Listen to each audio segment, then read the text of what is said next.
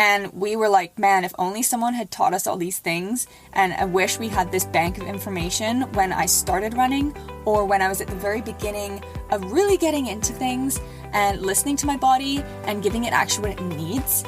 I'm here to do that for you. Welcome everyone to Run Girl Radio.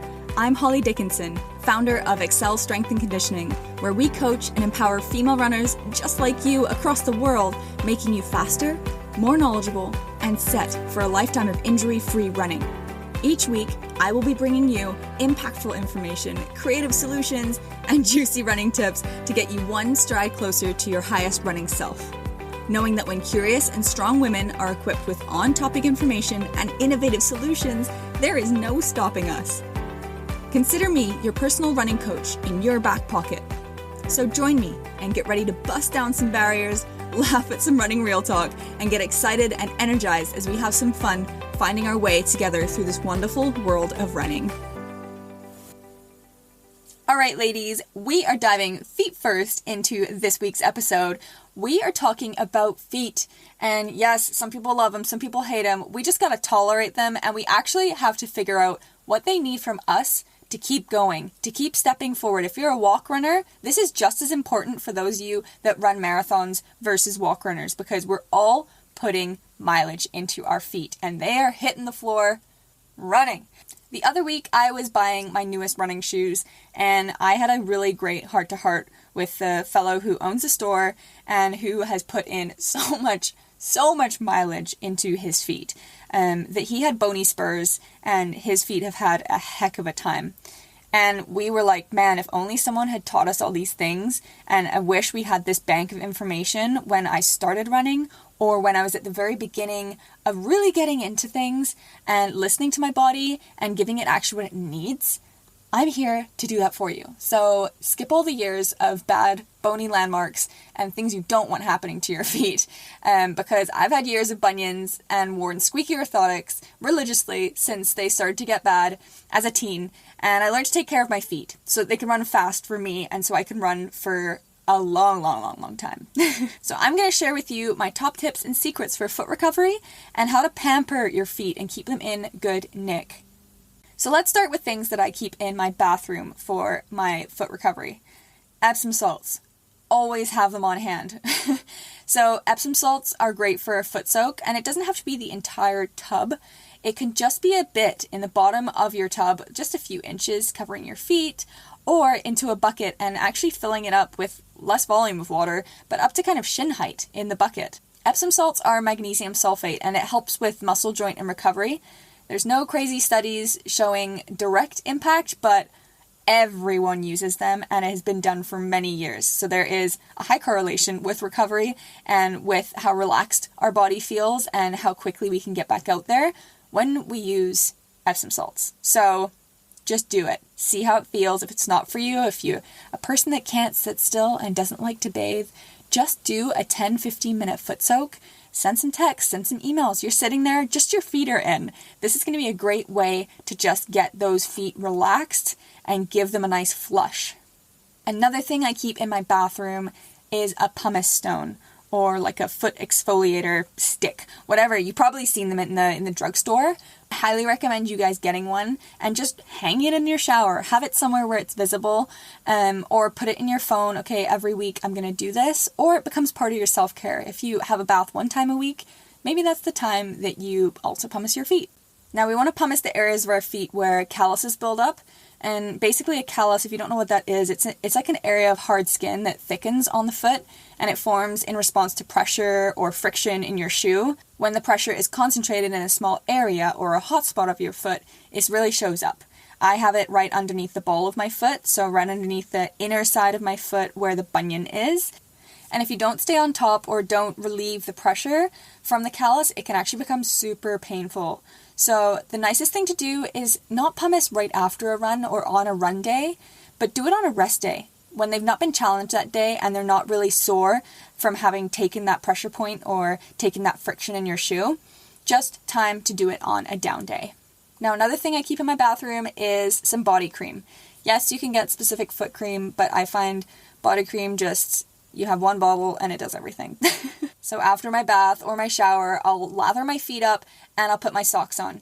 Big reminder, don't be doing this if you're going to go work out or if you're going to plan on running later that day or before you shower next time, because moisturizer on top of sweat, if it's in your shoe, can get super slippery and it feels like you're on an ice rink in your shoe. So highly not recommended if you're going to go and do something crazy active, but great in the evening if you just know you're going to go to bed, put a big thick pair of socks on or just some ankle socks after you've lathered up your feet with some good cream. You'll just be rehydrating your feet and keeping them in good nick so they're nice and supple for your constant challenging in the runs and the workouts you're doing. So if talking about calluses wasn't enough to make you turn off the podcast, thank you, you're still here. Now we're going to challenge you with toenails. No, but seriously, toenails, we got to stay on top of them. Just clip them down, file them off at the end with an emery board, and I actually even sometimes file on top of the nail as well so that my toenail isn't so thick on certain toes. I know, disgusting. This is very non-glamorous, but it's the stuff nobody teaches you. You have to do it. You have to learn it all either by mistake or from people like me telling you how to take care of your toes and of your feet and not to go through 1.5 million socks, because that's a real thing and we don't want to be wasting our nice socks. So, moving onwards, thank you for hearing me out on those 2 gross topics. Into the next one. What is in my freezer? Okay? What is in my freezer or my fridge? And you're going, what? What about some nice snacks? Because we're all here for snacks. No, I'm talking about recovery, specifically for our feet. Now, I want us to think about a water bottle. Now, an iced water bottle is perfect for a foot roller. If you have some plastic water bottles, no, that's not very earth friendly, but if you have one that can just be designated as this, or that you can upcycle, take it out of your recycle bin, fill it. Again, don't put the cap all the way on nice and tight or it will blow up in your freezer. Fill it most of the way up, but leave about 1 inch between the last bit of water and the top of the bottle, and put the lid on lightly and have it standing upright. You can put a sock over this if you just have a raggedy sock or one you can just donate to your recovery pile. Pop that around the water bottle. Once it's frozen, you can take it out and you can roll the bridge and the arch of your foot on the water bottle. And it will be cool and it will be nice, and you can do some flexion extensions of the toes and really get a little bit of cooling sensation, especially if it's a hot day and you've been running on the tarmac. My feet really heat up in the summertime, and this is just such a nice relieving way. Now, you can have this at your workstation, you can be watching TV, so you can be sitting at your desk and rolling your feet like this on your frozen water bottle. Just make sure you do the cap up, because as the water melts, it will come through the end. So just make sure that you have the safety lid on there. This is great for people that have plantar fasciitis, which is much more serious, of course, than what we're talking about recovery-wise. But you can even use a lacrosse ball. If you have one, pop it in the freezer, make sure it's clean, pop it in the freezer. That cooling sensation whilst we stretch through the base of our foot and massage the base of our sole can be so soothing. Now, if you have a rolling pin, yes, for cookies, but we're going to use it in a more functional way. And it's probably going to get used way more with this than with your cookie making. So, if you have a marble or a steel rolling pin, it's totally safe to put those in the freezer or in the fridge. They won't get damaged. But if you just have a wooden one, totally can use this in the same way. It just won't be cold. You can use this in your lower legs. So on the back of your calf and your soleus, which is just below, kind of by your Achilles, you can use an upward motion with some pressure. And I like to sit down when I do this and put the roller behind my lower leg. And you can kind of flush the lower leg back up towards the heart. Feels super great, and especially if you've done hills or any sort of incline in your run today, it's gonna feel nice. Or if you're a beginner, because our lower legs always get a little bit more challenged with us being on our toes for running versus walking. The next recovery tip that can be added to that roller under your feet, roller behind the calves, is to elevate your legs and get some venous blood return back to your heart after you've had a hot, sweaty run. So this next tip is like a little bonus recovery tool, because it's not something specifically that's in my freezer. We've already gone over iced water bottles for under your arches and a rolling pin for the back of your calves. But I want us to think about elevating our legs, especially if your legs feel really heavy or really swollen, or if you're just really super hot, even after you've cooled down from your run. Time to get those legs up. I like to lay on the floor and put my legs up on the wall or on the couch, But it's ideal to keep the legs like straight whilst you do this versus bending at the knee and having them over your couch. So find a good comfy spot. You can even position yourself so that you can see the TV out of the corner of your eye, or put some good music on. Create that atmosphere so that you can have a little bit of time inverted and get a little bit of venous return.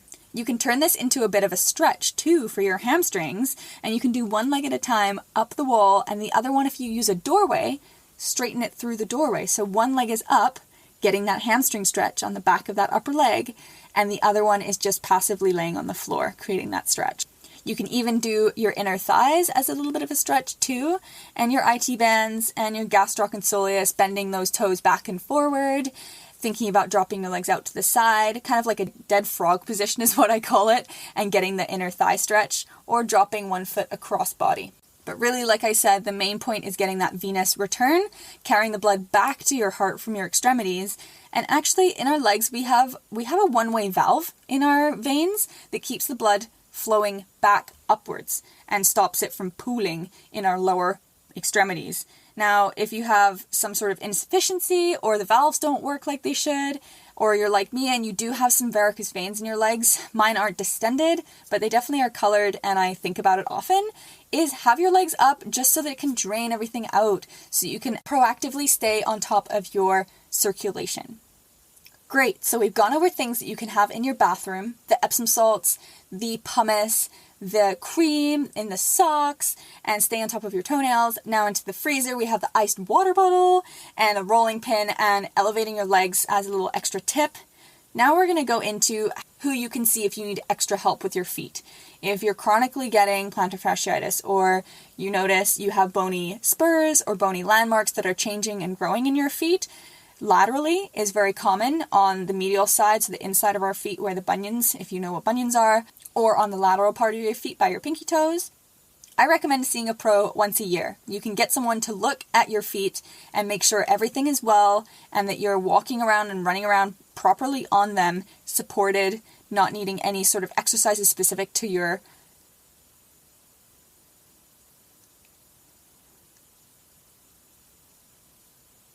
anatomy of your feet and how they may be progressing as they get used for years and years. I would recommend seeing a pro once a year to get someone to look specifically at your feet, see how you're walking, make sure if there's any bony landmarks on either side of your feet that they're getting measured and recorded, so that they add as a baseline for next time that you get them rechecked, that they're not getting worse, they're not getting more prominent, or they're not getting more tender and sore as you ramp up your training. Just the same way we go to our dentist, right? We're making sure everything's good. They're taking x-rays, they're looking around, they're observing, and they're teaching us the proper hygiene, flossing and brushing. And the same would be from a podiatrist or a foot specialist or a chiropodist, right? Someone that can handle specifically your feet and teach you what the hot spots are specifically from, or how you can be training your feet and the arches in your feet to be handling your runs better, and to be actually ambulating in general, like walking in general, in a very healthy way for your body. Now, on top of that, I highly recommend rest and rehab your feet, okay? When they're speaking to you for a reason. And I like to train all of my clients with an undulating program specifically for running and for their workouts too, for their cross training, but making sure to actually plan some rest or some deloading. So making sure that your body is not always taking in high mileage or quick sprints that are always on your toes, that we're actually fluctuating and undulating so you have that time to handle the stress in your feet and recover from it. The next one you're gonna love, and it's the best part, is go get a pedicure. If you don't want to be filing and cutting your own toe, the next one you're all gonna love. I am telling you, yes, Coach Holly is providing you with this information. You can tell your partner, you can tell your parents if they're like, what? You're going for a pedicure? Again? Go get a pedicure, okay? It's functional. If you don't want to go to a podiatrist, or your symptoms in your feet are fine, you just need to take care of them, and you don't want to be bending over backwards or forwards or sideways, cutting your toenails and pumicing your feet all the time. Just schedule it in. Once a month, that's your foot care time. And whilst you're there, they may not be a complete specialist in everything bony anatomy and structure of the feet, but you can ask them, like, where are more of my calluses? Like, can you get a good shot of them? Because I can tell you, I can see the bottom of my feet, but only for so many seconds whilst I'm holding my leg up in this awkward position. So have them tell you, oh, here and here, and have them poke at it. So, okay, that is where I am getting a bit more repetitive stress on my feet. Now we're going to move into some gear. So what can you actually be looking for in your socks, in your shoes, that can be providing you with a bit more of a holistic approach when it comes to footwear and proper for your specific feet? Wearing the right socks is huge, especially for avoiding blisters if you're doing longer mileage or if you sweat a lot on your feet too. Making sure your socks are breathable and wicking is massive. The thickness and the climate that you run in is also going to be hand in hand. So if it's wintertime, I normally kind of go for sort of a wicking or a woolly sort of sock because my feet get cold. And if you're in the summertime, making sure it's a really thin synthetic material, they come up with some really great materials. Now, I'm an ambassador for a local company called Endure, and they have some of the coolest socks around. Ankle, crew height, and they have some really nice compression socks. And yeah, if you have worn compression socks, normally they're the most ugly things, but these ones are beautiful. They have some of the coolest prints. So this performance apparel brand actually was created and acknowledged for advertising in the pursuit of progress and celebrating the journey rather than the end result. From humble beginnings, they actually were a basement operation. Then they went to Dragon's Den, and Endure has just grown into an innovative brand that has fostered a community where everyone, no matter the starting line, feels empowered to challenge the limits of what is possible for them. So I have a gift for you, 15% off if you wish, with the code HOLLYD15, that's 15, enjoying all of your sock needs, and you're going to want to see all of their funky designs because I bet there are ones that you're going to like. Now moving on to the last and the biggest piece of gear advice is footwear. Now, when we think of footwear, there is lots to go into, and I'm definitely not a specialist when it comes to this, but I know some key pointers. Go with the right support and the correct shoe for you. Now, for me, that's a solid shoe that allows me to put an orthotic in so that I can go based on how that orthotic is holding my foot, so a bit more of a rigid shoe. For you, if you feel like your running shoes are all wrong, go to your local private running shoe store that specializes in running and runners specifically to what you desire. Ask them to assess you, walking or running, and that's like barefoot walking so that they can see how your foot is naturally, and then with the shoes that you're trying on to see if it is supportive and correct for your form and your footwear and comfy for you too. Some great running shoe stores actually have an in-house treadmill setup with cameras so they can actually show you how your footfall is and what your patterns are so that they can fit you with the right shoe. Other really important details to tell the person that's helping you with your next pair of running shoes: tell them where you get hot spots in the past shoes, maybe certain areas where it's more tender or you've had callus buildup. Tell them how often and how far you run in your weeks, and also when your next race is and how long it is. So if it's a distance that you haven't done before, that's new to you, tell them that. They will be able to guide you in the right direction. Also tell them what terrain you run on for durability. They're going to pick the right shoe with the right support for that specific terrain. Now, speaking of the lifetime of your shoe, the mileage in your shoe is a little old school to track, and it does vary dramatically. But so long as your shoes are comfortable, providing adequate support, have good tread, and aren't causing inflammation or injury locally to your foot, then you're good. But there was a system where you would track how many miles you had put in a certain shoe before you put it back up on the shelf or you hand it to the secondhand store. But it really does depend on the terrain that you run on and how that compromises your shoe and how you actually strike the floor. So there's lots of variables. Harsher surfaces and loose asphalt will actually tear up your shoes and the base of your shoes a lot more. Similarly to if you have a footfall that's a bit more abrasive to the ground, that can also ruin your tread real quick. So it really does depend. You actually can benefit from changing your runners. Like, have a couple pairs if you can afford that, or if you have an old pair that you're like, okay, let's introduce a new pair and have a few different ones that are comfortable for your foot. If you're running consistently 3 or more times a week at different training intensities, at different paces, distances, terrains, all of that is switching up, you actually want to think about having a couple pairs of runners. So long as they're all comfortable and they're all functional and they have good grip, they all give the legs a greater deal of variation and how the muscles and the legs themselves are loaded. And a regular change in that loading reduces the risk of running-related injuries. Regardless of how many miles you're putting in to one pair of shoes, this is kind of a nice way to bleed that all together.